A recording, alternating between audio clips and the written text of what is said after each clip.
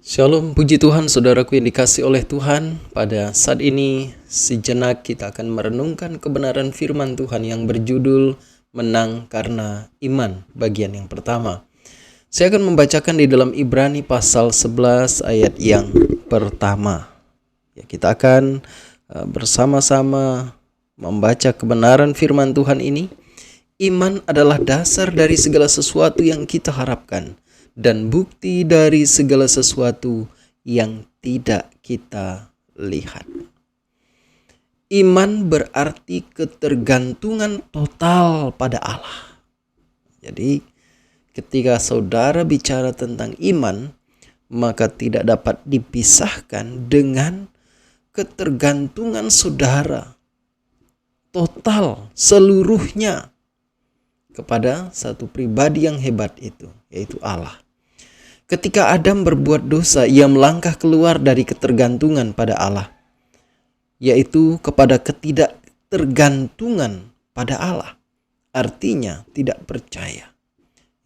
Ketika Adam berbuat dosa, ia melangkah keluar dari ketergantungan pada Allah dan menuju kepada ketidakbergantungan pada Allah. Artinya dia tidak percaya. Inilah sebabnya Allah telah meletakkan prioritas yang sangat-sangat tinggi atas iman. Nah, oleh imanlah maka kita diselamatkan. Ya kan? Oleh iman maka kita dibenarkan. Ketika saudara beriman kepada Kristus, di saat itulah saudara dibenarkan. Iman adalah jalan di mana kita bisa kembali pada persekutuan dengan Allah. Kembali, kita ulangi tentang ketergantungan total pada Allah. Saudaraku yang dikasihi oleh Tuhan, iman adalah tindakan ketaatan sebagai jawaban terhadap apa yang Allah katakan. Iman yang benar dinyatakan dalam beberapa hal berikut, ya.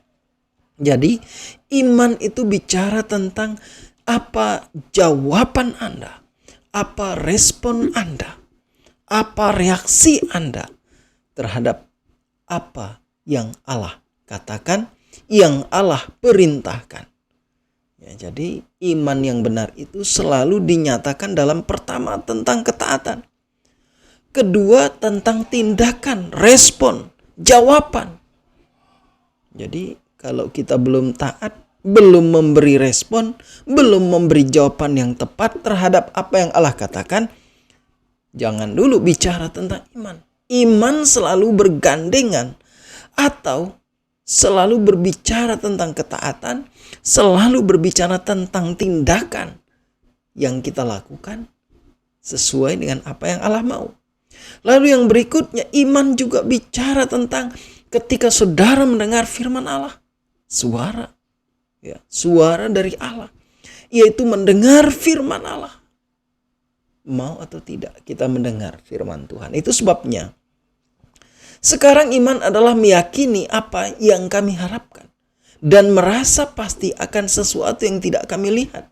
Itu yang terjemahan berikutnya di dalam Ibrani pasal yang pertama tadi. Nah, jadi iman menempati posisi yang sangat-sangat penting. Iman itu bicara tentang ketaatan, iman itu bicara tentang tindakan saudara. Apa jawaban saudara terhadap panggilan Allah, terhadap perintah Allah, terhadap apa yang Allah katakan, dan kemudian seberapa mau saudara senantiasa mendengar firman Allah. Kami hidup oleh iman dan bukan oleh penglihatan. Ini luar biasa. Bukan oleh yang lain, tetapi hanya oleh iman. Iman dan penglihatan, apa yang terlihat, apa yang diketahui itu terbatas. Semua pengetahuan yang datang dari manusia datang padanya melalui 5 indera, yaitu penglihatan, pendengaran, alat perasa, pembauan, dan alat peraba. Indera pengetahuan ini adalah ilmu pengetahuan yang sangat terbatas yang digambarkan sebagai hikmat manusia.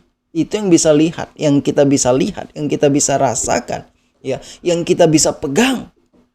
Yang kita bisa dengar secara langsung. Itu tidak lebih daripada hikmat manusia. Tetapi mari kita bergerak kepada pengetahuan ini tidak didasarkan pada 5 indera atau atas alat-alat alami, tetapi atas suatu sumber yang lain, yaitu kebenaran firman Tuhan, kebenaran firman Allah. Kebenaran ini diterima melalui roh seseorang dan digambarkan sebagai hikmat Allah. Nah, jadi iman itu harus berdasarkan firman Tuhan atau yang kita sebut sebagai hikmat Allah. Nah, saudaraku yang dikasih oleh Tuhan, dasar dari iman kita, ya, untuk bagian yang pertama ini saya akan menyampaikan paling tidak yang pertama adalah sifat Allah. Itu dasar iman kita. Kenal nggak kita sama sifat-sifat Allah? Tahu nggak kita sama sifat-sifat Allah? Sudah belajarkah atau sudah telitikah kita membaca firman Tuhan tentang sifat Allah? Apa saja? Yang pertama, iman kita didasarkan kepada sifat Allah yang tidak berubah. Allah itu tidak berubah. Aku adalah Tuhan yang tidak berubah. Saya yakin manusia sering berubah. Saudara dan saya juga berubah-ubah. Oleh karena apa? Oleh hikmat manusia itu tadi. Oleh pengetahuan itu tadi. Bahkan oleh perasaan kita. Kadang-kadang kita cepat sekali berubah. Tetapi kita harus pegang bahwa Allah itu tidak berubah. Lalu yang berikutnya, dia tidak mungkin gagal. Perhatikan saudara.